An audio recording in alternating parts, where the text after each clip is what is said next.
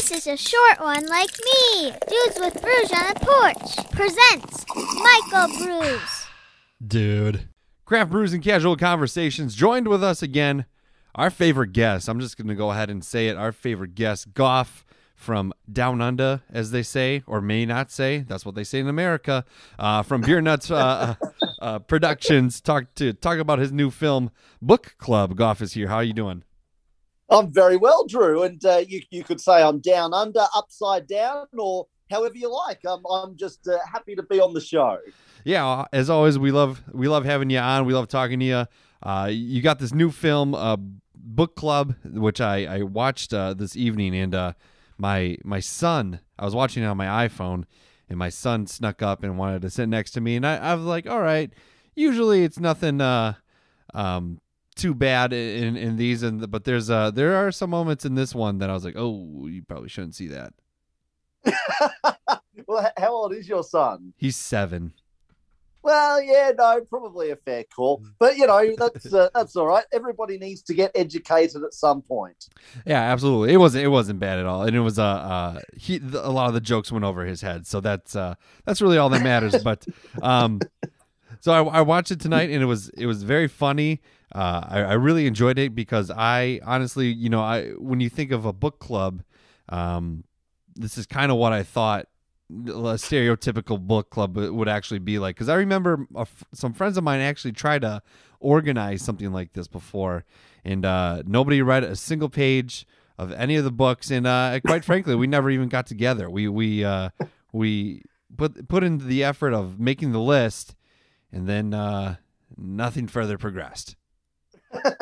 Well, I actually had an email from a woman who downloaded and enjoyed the film, and she just sent me a very nice email just saying, finally, you've done a film that is real, because, yes, this is how a female book club really does work. So apparently I nailed it. Who would have guessed? I mean, I think you're onto something. What inspired you to write this up and to create it? Because it is a little different than what some of us are used to with the chat show. It's nothing like that. It's got a story with it a little bit, and it's these group of women getting together for a book club and kind of like spilling the beans on some things. Well, that's essentially it's 5 women, and the 6th one is a brand new member who I don't think she quite knows what she's got herself into. But so 5 women essentially are all trying to outdo each other on how terrible their life is and how awful their husbands are, and so forth and so on. So that's just a giant game of one-upmanship. But the actual thought. I don't know if you recall, but Monty Python had a sketch called The 4 Yorkshiremen, where they sit around and the 4 guys try and outdo each other with how terrible their childhoods were. And I thought, well, why don't we do a female version of that? And I assumed that the female version of that would be housed at a book club, and they would all try and outdo each other on how terrible their life is. So it's kind of like a race to the bottom, so to speak. Yeah, absolutely, and it was the way you put it was very funny, and the way you presented it, because a lot of the things, at least with the first few examples with the husbands, I was like, wait a minute, I think I do this. Do you draw the line at the bathroom scene? Yeah, that hasn't happened quite to that extent yet. Okay, good. But and hopefully it never does, because oh boy, that would be it'd be troublesome. It's a good. It would be troublesome, but a good teaser, because there is like you say. So essentially, the girls try and outdo each other, and we do cutaways to sort of demonstrate how terrible their husbands are, and the fact that you've done some of those things is probably troubling to your new bride. Maybe a little bit. She finds ways to get annoyed with me regardless. So I give her plenty of material that she can bring to the, her weekly gossip session that she has with her friends. Well, it's funny you should mention that, because I actually spoke to her, a couple of months ago when I was writing the film, and she was like, well, Drew does this. I said, okay, well, we'll write that down. And she said, Drew does that. And I wrote that down. And yeah, so yeah, it was all based on you, but I didn't want to tell you that because I didn't want to, upset you at all. Well, I feel like I should get a writing credit now. And I also, if I recall correctly, last time I spoke with you, Drew, I was telling you about my fears of trying to find a dog that could do what I wanted it to do, if you recall. And obviously, you saw I found little Frankie the dog, the miniature Dachshund. So I found my dog. Yeah, he's a cute little dog too, and it's he plays a pivotal role, and it's really a driving part of that scene. I really like that one. I laughed pretty good at it. Yeah, well, it was hard to find, man. I got to tell you, because if I lived in LA, there'd be agents that you go to them and they have a bunch of animals that do stunts and whatnot, and easy as. But not so much on the Gold Coast here in Australia. So I had to go to a bunch of dog obedience schools, and finally I found one that was cooperative, and the lady was super nice, and put me in touch with one of her instructors because I said I'd like a smaller breed of dog, and she said, well, this lady's got a miniature Dachshund who does the dog does all these obstacle courses and stuff. Jeez. Like it's a proper trained dog. So he's a little clever dog. There's actually, if people go to the Beernuts Productions YouTube channel, so just Beernuts Productions in YouTube or on the Beernuts Productions website itself, they can see there's a little 9-minute behind the scenes documentary that we did. And there's a lot of Frankie the dog on that because Kira, who was in charge of doing that documentary for me, kind of fell in love with the dog. So it's almost like the Frankie the dog documentary, not the book club documentary. Yeah, and you sent me that link as well, and I got to watch it, and you kind of get a feel for the film and everything. And that's something that I feel like kind of a lot of independent filmmakers as well as filmmakers in general also do to add just an added perspective and content to the main thing is create a documentary, do these interviews and things like that. It's almost just as important as the film itself almost. Do you feel the same way? Yep. Yeah, well, I didn't realize until my marketing person sat me down and drilled it into my skull that people actually really enjoy that stuff. I didn't realize how. I mean, I must say, I was a bit slow on the uptake, which is my fault because, I mean, back in the days where we used to buy DVDs, I used to always go straight to the special features and watch the little, behind the scenes and making of and watch all the little special features. So, yeah, I mean, obviously, I didn't realize. It's funny how I couldn't put two and two together. And then, Amy was like, we should do more behind the scenes stuff. People really enjoy watching behind the scenes stuff. And I'm like, do they really? And she's like, well, yeah. And then I think back to those sort of days when I used to have DVDs and stuff. And I'm like, yeah, well, I kind of enjoyed watching that stuff too. So, yeah, so I have made, over the past few films that I've done, I have made more of a conscious effort to do little behind the scenes type things that hopefully people will enjoy as well as the actual film itself. Yeah, absolutely, and that's something that I think a lot of people are missing now because I couldn't tell you the last time I bought a DVD or a Blu-ray. It's all Stream Central at least in my household, so you don't really get a lot of options to stream. Well, I guess you can if they upload it on a YouTube or something like that. But when you go on Netflix, you're not really seeing much of that stuff. So I think it's pretty cool and important that you did that. Yeah, no, and it turned out really well. I was super happy with the little behind-the-scenes doco because obviously, as you saw, I mean, it was a pretty full-on kind of a shoot that, all my shoots are very intense because we don't have a lot of time because I don't have a lot of money, so we've got to sort of cram everything in. So I didn't have a lot of time to devote to it, which is why I put Kira in charge of making it for me. And, I had a chat to her and told her sort of what I wanted her to do, but essentially it was her sort of baby, and she did a really fabulous job. I'm super happy with how it turned out. She's a clever little, besides being an actress, because she's obviously an actor in the film as well. She plays one of the single ladies, does Kira, and besides doing that, she did the documentary as well. So she's a very talented young lady. Yeah, absolutely. It was I can narrow which one she was just by watching it, and yeah, she did an excellent job. So kudos to her.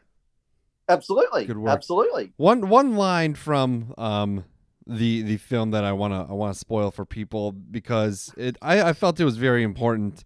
A new way to say that you have to take a dump is touching cloth. We don't really have that terminology here in America, and I Did it laughed. make you smile? Oh, I loved it. I was like, I'm gonna try to incorporate that into my vernacular. And that is something that I do. I do announce to my wife when I have to take a dump. So it's I think it's a good phrase. Usually, at least from in Wisconsin, I don't know about the other states. Prairie dogging's a pretty good a term, So yeah, sometimes all the old phrases get old. You got to spruce it up when you're talking about taking a deuce. Well, yeah, no. If someone yells out, "I'm touching cloth," you just get the fuck out of their way. That's all there is to it. I feel like that would be like a whole new level of emergency in America, because that's a phrase that people don't know, and all of a sudden they'd be like, "Oh man, like that's very bad." Well, to be honest, it's not a well-known phrase anywhere, because I sort of half made it up myself. Oh, I really? thought it was funny. So, yeah, I just needed something nice and disgusting. So I thought I'm touching cloth would kind of work nicely. So I had to explain it to all the actors. They were like, "What the hell does that mean?" I'm like, "Well, So, yeah, it was quite funny. But, yeah, I would encourage. In fact, I almost would have to insist that you use it in your now modern day vernacular moving forward. Well, just make sure you get that credit on Urban Dictionary when people look it up, because you deserve that praise. So if on my tombstone, here lies Gough, known for touching cloth, and then the dates. That's right. That's amazing. But yeah, the film is great.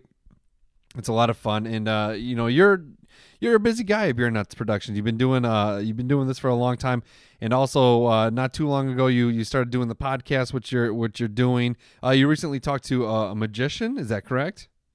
Yeah. Actually, he did the cool. I said to him before he came in, I said I'd really like to finish the episode with a magic trick, but of course it's audio, so no one's going to be able to see you. So it's probably better to do an audio magic trick. He said, "Don't worry, I'll make it work." And he came in and he did the most killer trick. It just blew my tiny mind, because I'm king of the nerds. When it comes to that kind of stuff, I'm a nerd for all that sort of stuff. I could sit there, if I had time on my hands, I would go on YouTube and just type in card tricks and just watch.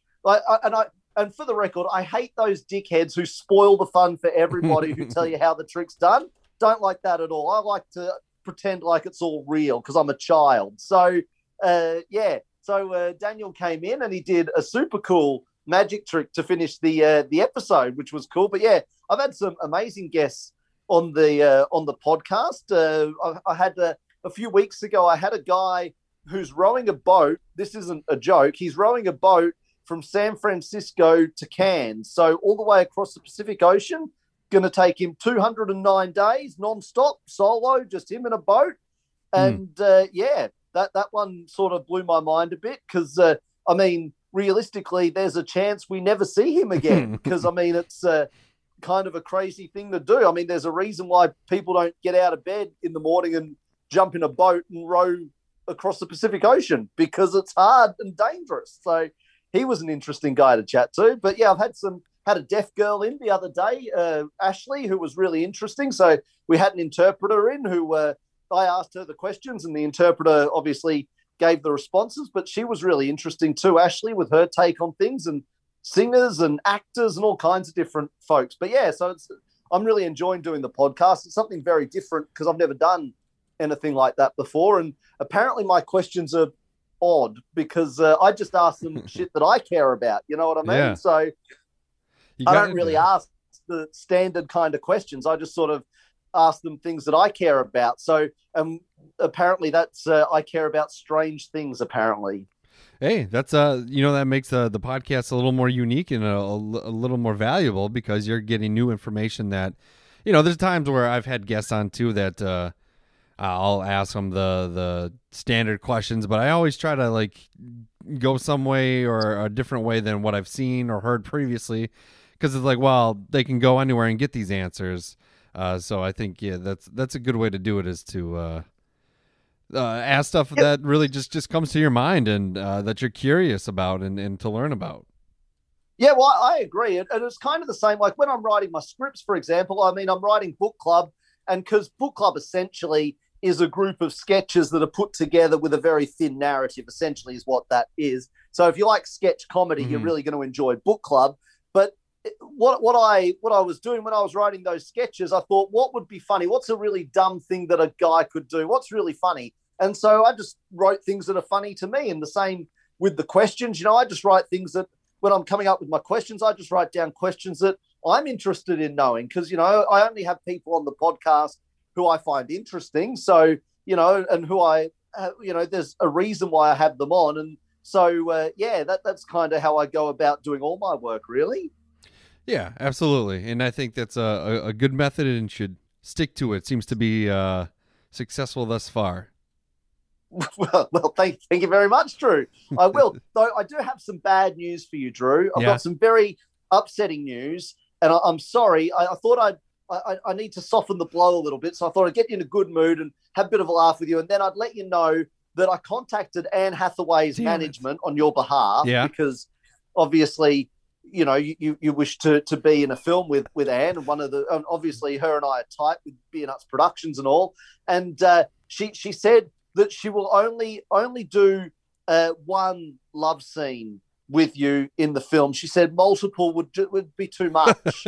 So she's only happy to do the one love scene. So, I mean, I'm really sorry but that's her contractual demands. I mean, what can I do? If I had $1 for every time I heard that, but I'm in. You're still in? Okay. Oh, I'm in. The plane ticket's been bought. I'm on my way.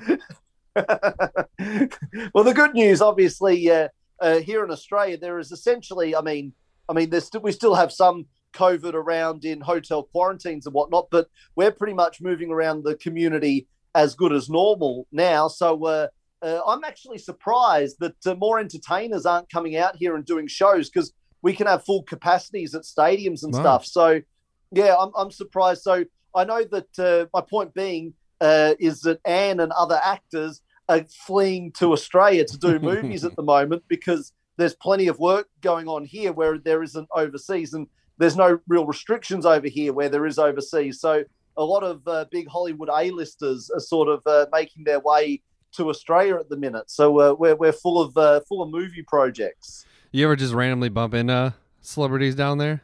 Have you? Well, no. They sort of stay out of my way.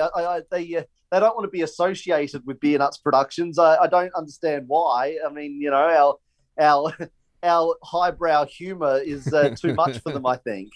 Well, that's they're losing out on it. It's their loss. That's what I say too. Absolutely. Yeah, the COVID stuff here is lightening up a little bit, at least in my community, but it's still present. But people have been acting like it hasn't existed anyway, so it doesn't really matter. Unfortunately. And I'm also curious. One question I've never asked you, Drew, is: are you a sports fan at all? Are you into any football, basketball, hockey? I mean, is there a particular sport that you enjoy? I watch football religiously, and I do enjoy basketball. The Bucks played today. They started at 7, but I didn't watch any of it because I was doing other things. But definitely during football season, when the Packers are on, I'm watching it. And unfortunately, it sounds like Aaron Rodgers wants to leave, which is breaking my heart. Well, it was draft day, was it not? I believe. Is that correct? Yeah, I think so. I don't really pay attention to the draft because usually it's not people that I'm gonna be seeing for a little bit, All right, fair enough. And half the time they don't. It's honestly kind of boring. It's just like an archaic, kind of weird way to just like, we pick this specimen to join forces and to get on the gridiron with us or whatever. It's fucking boring. You wait 30 minutes for one person, 80-year-old man, to walk on stage and say, "We picked this guy," and that's it. Well, I was just curious because I was just flicking through my Instagram this morning because as you know, I did stand-up comedy around America and Canada when I was a younger man for a couple of years. And I was living in Calgary when the Calgary Flames in the hockey were in the Stanley Cup final back in 2004. Okay. And so I really got into the hockey, and I was just flicking through my Instagram and I saw that they were playing the Oilers at the moment. So the Battle of Alberta at the minute. But so I was And then I thought, I wonder if Drew is into hockey or football or anything of that nature. And it turns out I had a feeling if you were into football, you would be a Packers fan, absolutely. obviously being a Green Bay kind of man. So, yes. Yeah, I do like hockey. It's a really fun sport to watch. Unfortunately, Wisconsin doesn't have a team. And my mentality of it is most people in Wisconsin are Chicago Blackhawk fans, but I can't hate the Bears and hate the Cubs and hate, I don't even really like the Bulls that much. And then I can't support, have all this hatred for these Chicago teams and then support their hockey team. And they're the reason Wisconsin can't have a hockey team, because it's somewhere in their fucking rules that too much of their fan base would be taken away. So Wisconsin's not entitled to a hockey team. Yeah, because you would have thought, Milwaukee is a big a big market. You would have thought that, Wisconsin's not a small place. So you would have thought that they would have had something close. But no, okay, fair enough. Yeah. Yeah, it's something to do. I don't really know the rules. I think it's something to do with the distance away from Chicago too. And there's really no major cities outside of that realm. And whatever, it is what it is. But yeah, Milwaukee should have they have a collegiate type team, where I guess a lower ranked one called the Milwaukee Admirals. But and yet Florida has 2 teams. Try and work that out. Right. Yeah. And I mean, just like in football, California has 4 teams. So it's whatever. I stick with what I watch, and I root for Wisconsin teams all the time, and it seems like we're the best at almost getting there. We can taste it, and then we bite our tongues. The perennial 9th place team. Yeah, more or less. It's unfortunate. So, what about in Australia? Is there a big? So I'm mad for Australian rules football, so our version of football. So I'm a season ticket holder to the Brisbane Lions. Nice. So if people actually go onto the Beernuts Productions Instagram and they sort of scroll through my Instagram, they'll see the occasional photo of me at the football in all my Lions gear. I'm one of those morons that I don't paint my face, but I will dress up with the hat and the shirt and the scarf and all that sort of stuff. You gotta. So I'm full on into all that sort of stuff. I get amongst it, and because obviously I can't see, so I get a special seat right down the front at the near the goal, so I can sort of see kind of when they're right up next to the fence. I can sort of see them.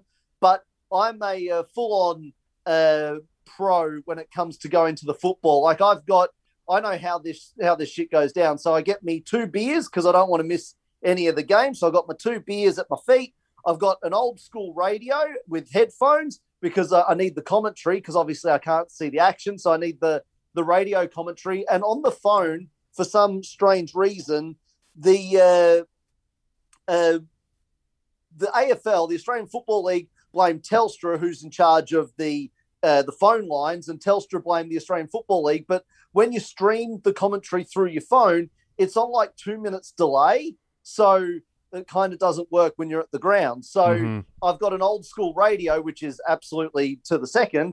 And so I listen to get me radio. People around me laugh at me like I'm some kind of crazy person, but I have my radio there and I've got my beers and I'm good to go. And I have a good old time down at football. It's good times. Hell yeah. Yeah. And I wish I was a season ticket holder to the Packers, but my son's on the list. And in the 7 years that he's been alive, he's moved up a little bit. I think he's now under 100,000. Okay. So he's got some time. Well, see, the difference, of course, being is that A, our population is a lot smaller, and B, the prices are a lot cheaper. So I have 2 major advantages over you and your son.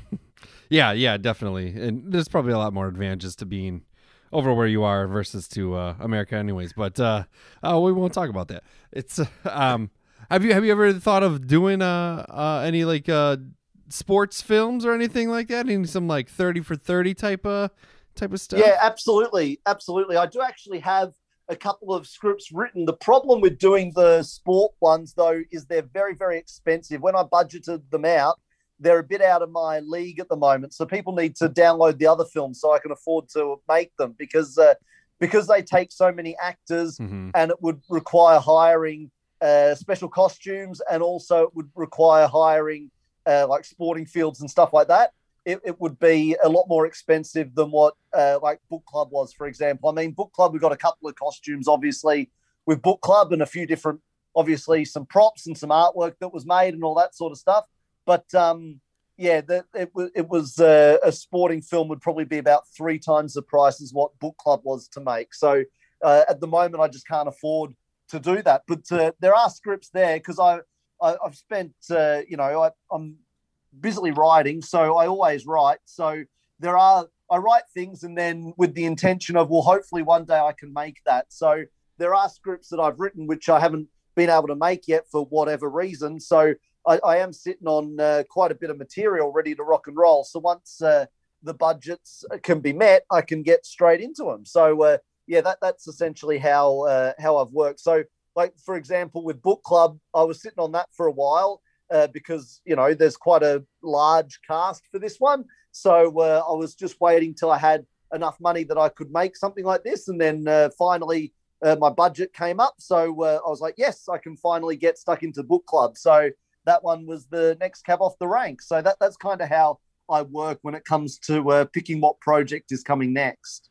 Yeah, absolutely. And I think, I have faith in you, and I have faith in your products and everything that you're going to make those films one day, those sports ones. Yeah, no, I'd love to, because they'd be really fun. I mean, well, obviously, I think they're funny because I wrote them, but I think that people would really enjoy them because it's you can have a lot of fun with sporting type films. I mean, there's been some really hilarious sports films made over the years. So, I mean, there's tons of them. So it's a funny genre that you can really have some good fun with, because the sport, generally speaking, has unique characters. I mean, you look at the commentators, like football commentators or hockey commentators. There's a lot of unique characters that commentate on sport, which makes a lot of fun regardless. You know what I mean? So it's a great subject that you can have a real lot of fun with. Yeah, definitely, and especially with American football and the NFL, there is a strong hatred for Joe Buck and Troy Aikman, and I don't know if you're familiar with them, but God, are they awful? They're two commentators I think they're for Fox. And you could make a movie on that, on just the hatred, especially for Joe Buck. Yeah, well, no, I've not heard of them, but when I was in America, there was, again, I don't know much about the man, so you might be able to fill me in whether he's a good guy or a bad guy, because I don't know. I just found him entertaining in regards to, I used to laugh because he used to make me laugh because he was I don't know. He would say outrageous kind of things, and it would make me smile. Is it Bradshaw? Terry Bradshaw? Does that ring a bell? Big bald guy. Yeah. Terry Bradshaw. He's still in it. He's like kind of like the halftime reporter, pregame, postgame type of guy. Yeah, he's pretty out there, but he does a good job. I like Terry Bradshaw.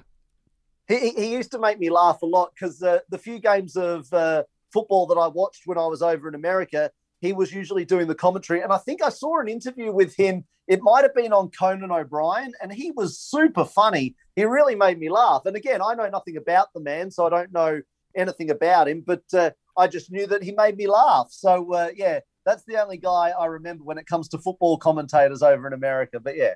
Yeah, people tend to like him. But yeah, if you ever have time to dive deep in the hatred of Joe Buck, you might be surprised. And some people think it's it's just like insane that so many people dislike the guy, because I don't think he's a bad person. He just annoys the shit out of me, and he annoys the shit out of a lot of other people. So is there one particular? Is it because he's bad at his job? Is he biased towards certain teams? What is it that really gets on your nerves? The thing that gets on my nerves is like, especially with the Packers, it seems like they could achieve the greatest things ever, and then he'll just diminish it. He'll just dismiss it. And it's always like, it's been 47 games since Aaron Rodgers threw an interception. And then 2 minutes later, he throws one. And I'm pretty sure he's got a hex on him. Well, there's a guy similar. So people who might be listening in Australia, I would say the equivalent would be Eddie Maguire, who does commentary on our football. And he is so biased against any team that's not from the state of Victoria. He hates.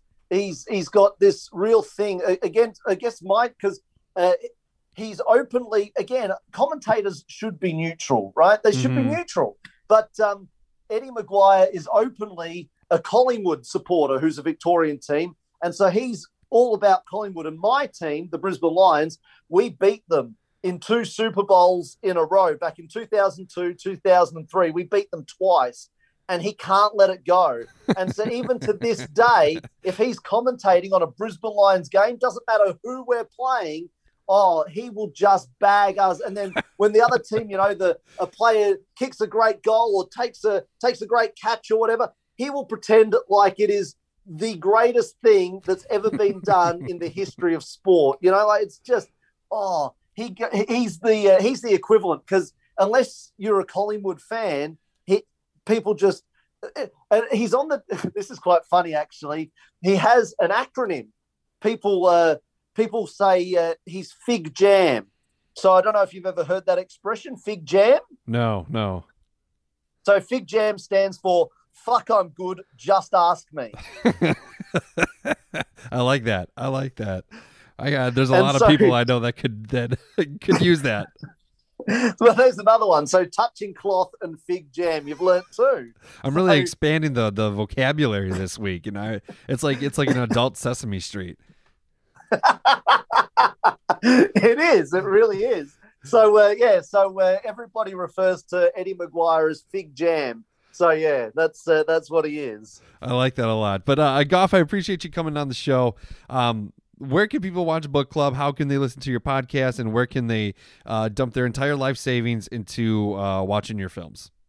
Well, that's it. And if they do that, then I can make some of these sporting films and entertain them in return. So, everybody wins. I mean, sure, they would be homeless, but think of the entertainment they'll get. So, swings and roundabouts, right? So, absolutely. So, beernutsproductions.com. So we have 22 movies now, plus the 14 audio scripted downloads and the podcast as well, plus a couple of books. So beernutsproductions.com is the place where people can go. And, of course, the podcast is available on all your favorite podcast providers. So if you just type Beernuts Productions into Google, I suppose that would be a good way to find us. Our YouTube channel as well has all the behind-the-scenes docos and all that sort of fun stuff as well. So if you scroll through our YouTube channel, you should get some nice entertainment out of that as well. So, just beernutsproductions.com is where folks need to go.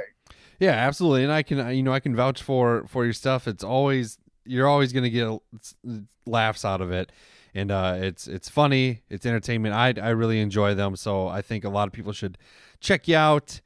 Support what you do. Independent artists, independent film is a very important thing in the world, and sometimes doesn't get the spotlight it deserves. And I think you're one of the people that needs to get that spotlight as well. And I'd always love to promote your stuff. Oh, well, thank you very much, Drew. That's very kind of you to say, and I do appreciate it very much. And I appreciate your support of my work. It's very kind of you to have me on the podcast, because obviously the promotion helps tremendously. So I genuinely appreciate your time. Yeah, man. Thanks a lot.